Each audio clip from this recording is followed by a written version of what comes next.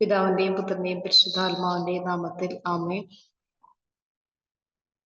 ഞങ്ങൾ ഓരോരുത്തരെയും സ്നേഹിക്കുന്ന സ്നേഹമുള്ള ഈശോയെ, അങ്ങയുടെ വചനത്തിന്റെ ആഴം മനസ്സിലാക്കുവാനും അതനുസരിച്ച് ഞങ്ങളുടെ ജീവിതത്തെ ക്രമപ്പെടുത്തുവാനും ഞങ്ങൾ ഓരോരുത്തരെയും അനുഗ്രഹിച്ചാലും ആശീർവദിച്ചാലും ഞങ്ങളെ സ്നേഹപൂർവ്വം സൃഷ്ടിച്ച് രൂപപ്പെടുത്തിയ അങ്ങ് ഞങ്ങളെ ഉപേക്ഷിക്കുന്നവനല്ല, മറിച്ച് ഞങ്ങളോടൊപ്പം യാത്ര ചെയ്യുന്നവനാണെന്നും ഭയപ്പെടേണ്ട, ഞാൻ നിന്റെ കൂടെയുണ്ട് എന്നും അരുളി ചെയ്ത് ഞങ്ങളെ ശക്തിപ്പെടുത്തുന്നവനാണെന്നും ഞങ്ങൾ വിശ്വസിക്കുന്നു.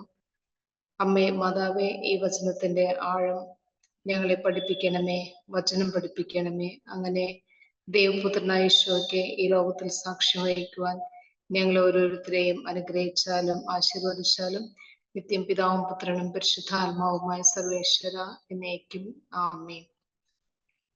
ഇപ്പോ നമ്മൾ കഴിഞ്ഞ ക്ലാസ്സുകളിലെ പത്രോസിന്റെ വിശ്വാസ പ്രഖ്യാപനമാണ് കണ്ടത്. ഈശോ ആരാണെന്ന് ചോദിച്ചു. അപ്പോ മറ്റുള്ളവരുടെ അഭിപ്രായം പറഞ്ഞു. പത്രോസിനോട് ശിഷ്യരോട് ചോദിച്ചപ്പോൾ അവരുടെ നേതാവ് എന്ന നിലയ്ക്ക് പത്രോസ് പറഞ്ഞു, നീ ക്രിസ്തുവാണ്. ഈശോ അത് രഹസ്യമാക്കി വെക്കാനാണ് പത്രോസിനോട് പറഞ്ഞത് ശിഷ്യന്മാര്. അതിനുശേഷം ഈശോ തന്റെ പീഡാനുഭവത്തെയും ഉത്ഥാനത്തെയും പറ്റിയിട്ട് 1-ാം പ്രാവശ്യം പ്രവചിക്കുകയാണ്.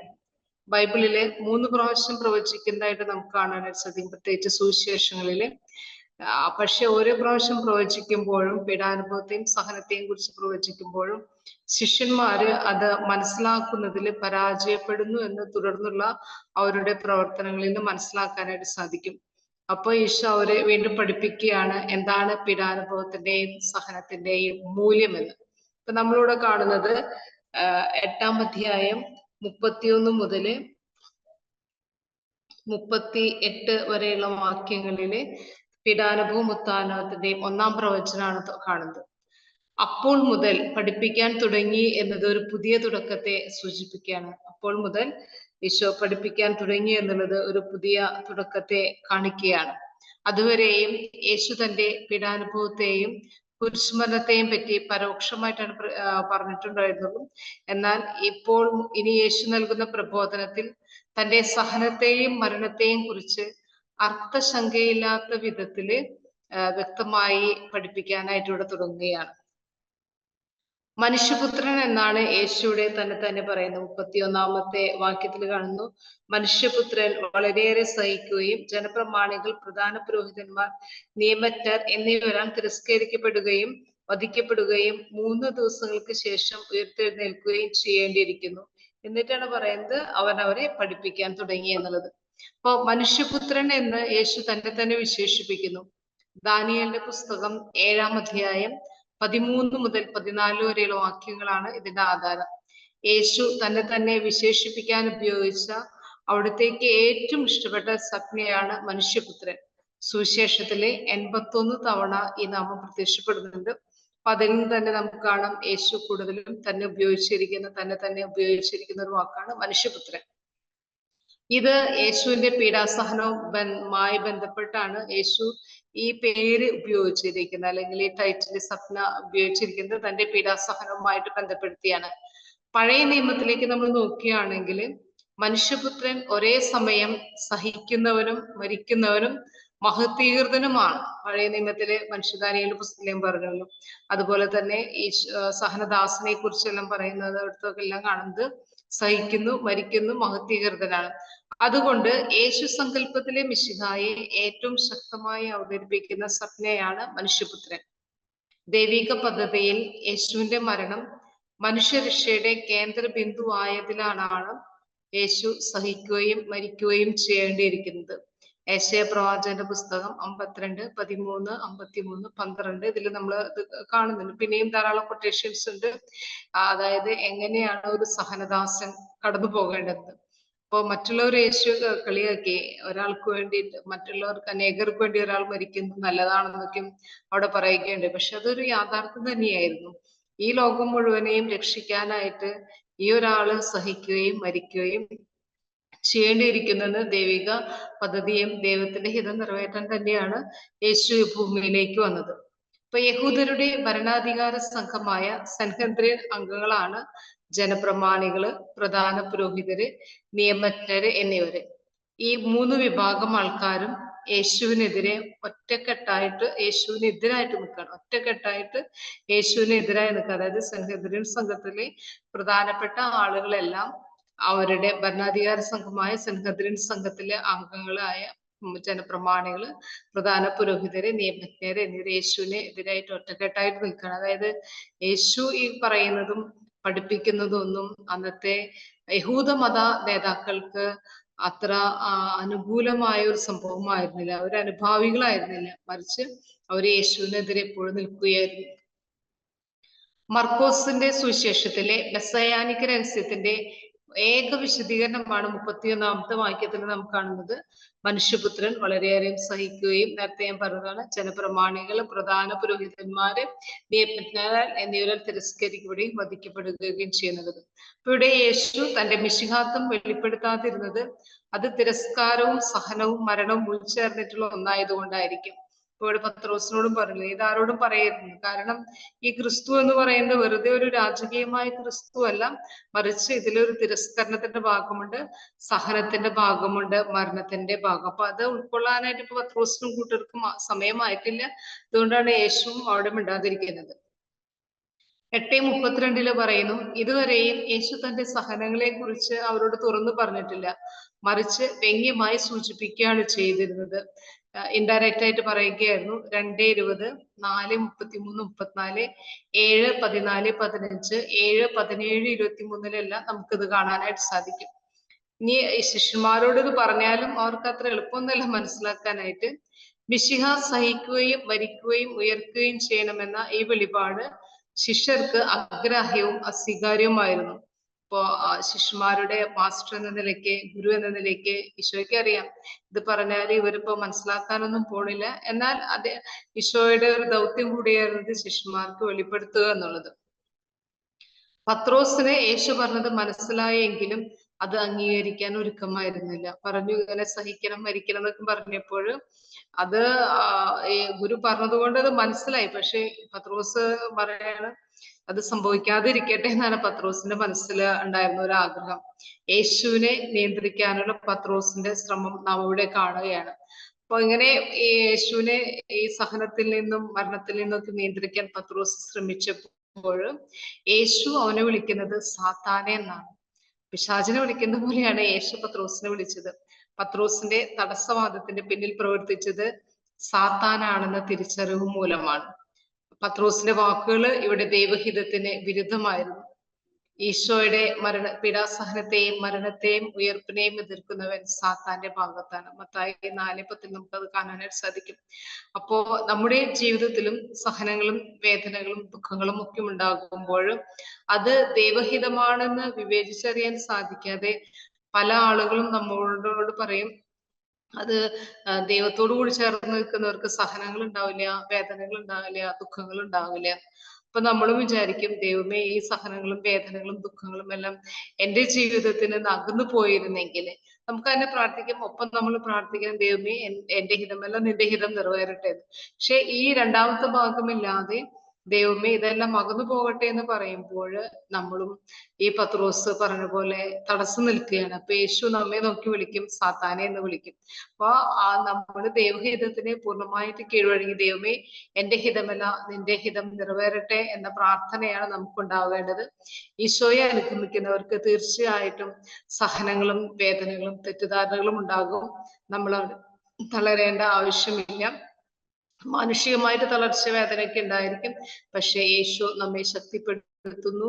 ഈശോ ഇങ്ങനെ സഹനത്തിലൂടെയും വേദനയിലൂടെയും കടന്നു പോയതാണെന്നുള്ള വിശ്വാസം നമുക്ക് ഓരോരുത്തർക്കും ഉണ്ടായിരിക്കണം. പിന്നെ ചിലരുടെയൊക്കെ പ്രാർത്ഥന വിചാരം എന്താ വെച്ചാല് നമ്മൾ നന്നായി പ്രാർത്ഥിച്ചാല് സഹനങ്ങള് ദൈവം മാറ്റി തരുമെന്നൊരു ചിന്തയാണ്.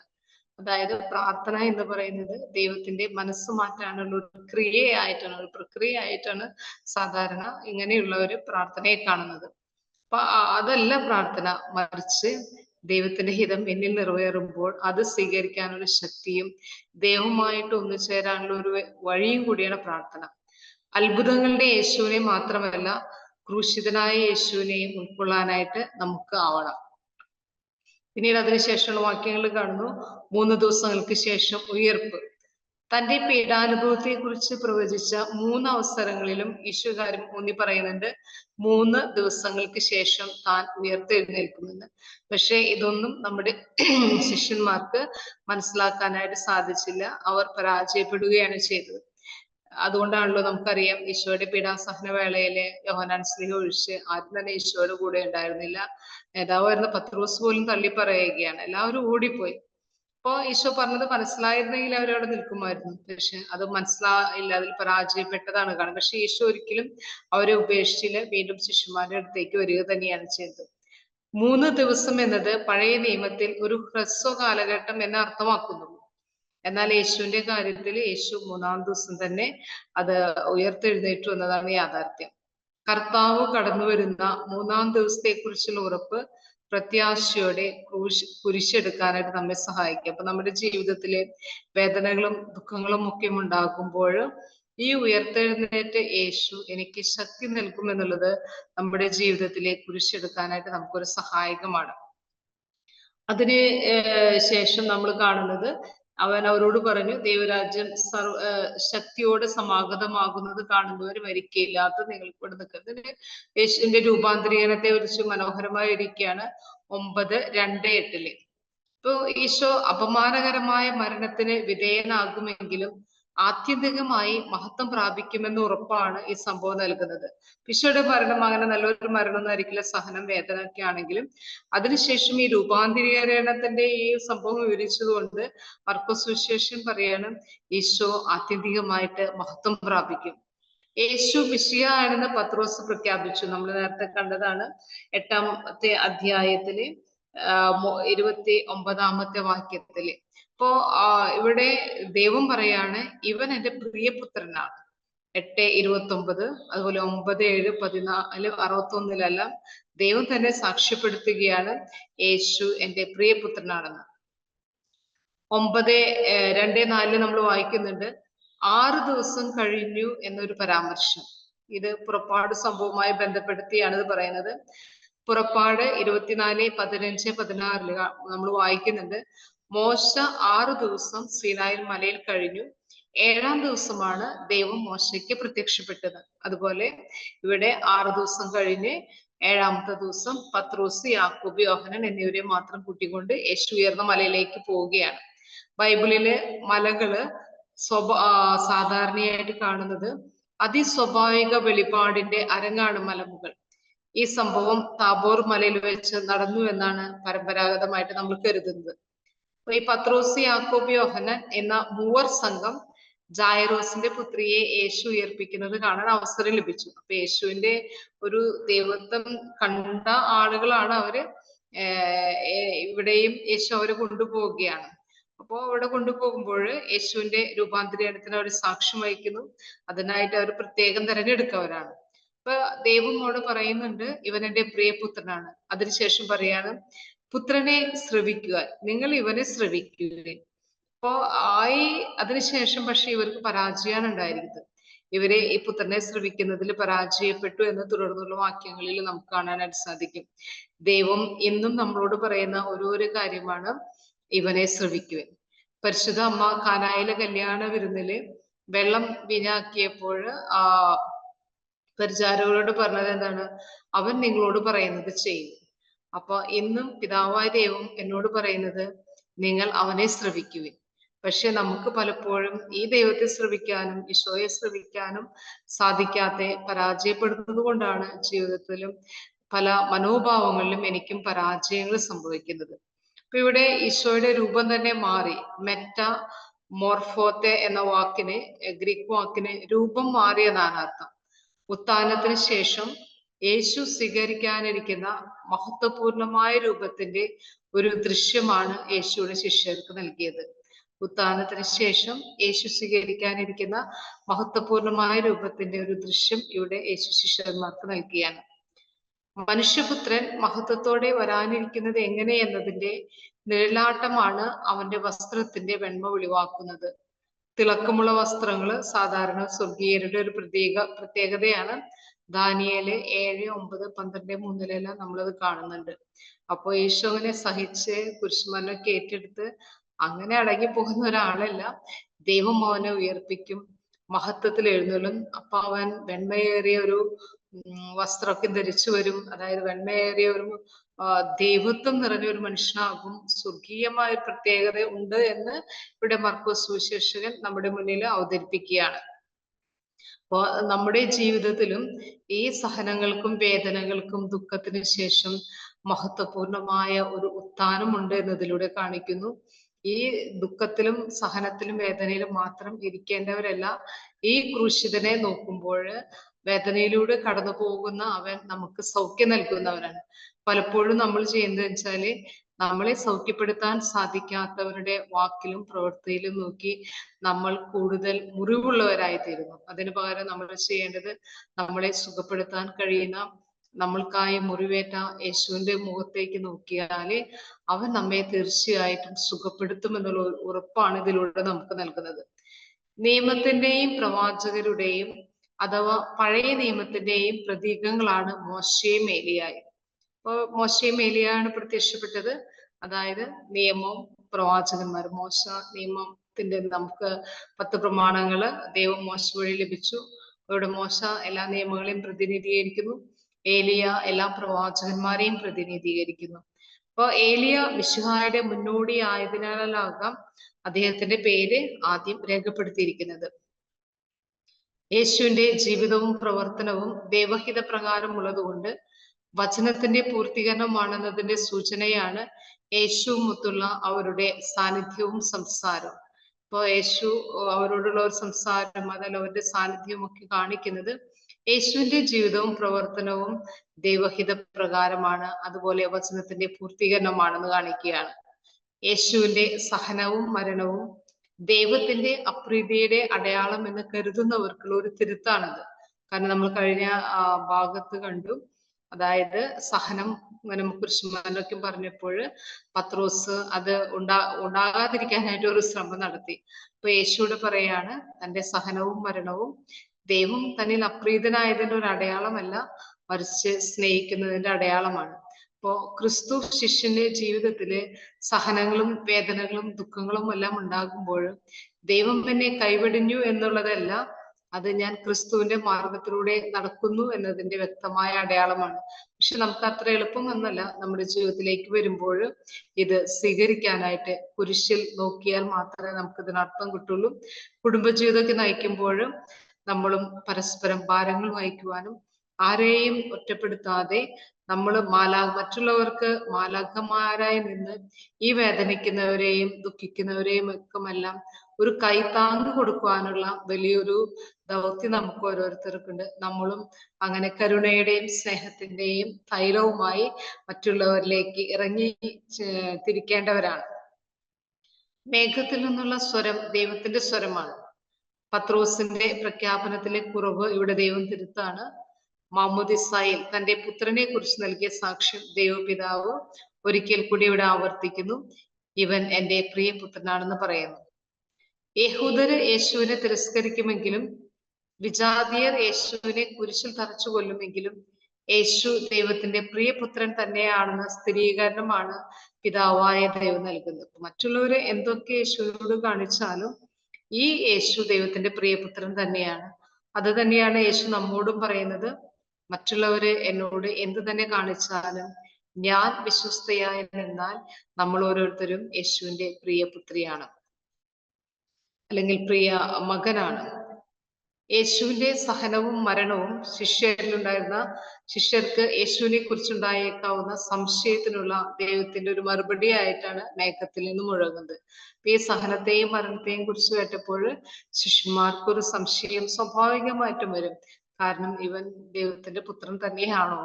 കാരണം ഇവനെ സഹനവും വേദനയും ദുഃഖമെല്ലാം ഒഴിവാക്കാമല്ലോ. പക്ഷെ പിതാവായ ദൈവം മേഘത്തിൽ നിന്ന് സ്വരം നൽകി, ഇവൻ എന്റെ പ്രിയപുത്രനാണ്. അപ്പൊ അവരുടെ ഒരു സംശയത്തിന് ഒരു നിവാരണം കൂടിയാണത്. ഏലിയായും മോശയും അപ്രത്യക്ഷരാകുന്നതിലൂടെ അവരുടെയും അവരുടെ ശുശ്രൂഷയുടെയും കാലം കഴിഞ്ഞുപോയി.